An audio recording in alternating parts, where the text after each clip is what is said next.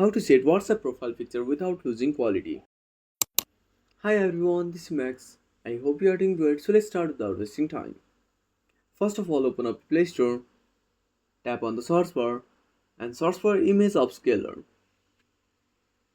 Now tap on upscale.media. Now click on install. Now tap on open.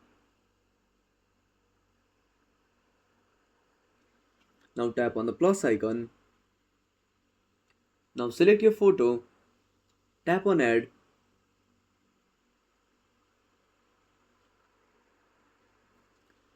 Now select your quality and tap on apply. Now click on save. Now tap on save to gallery.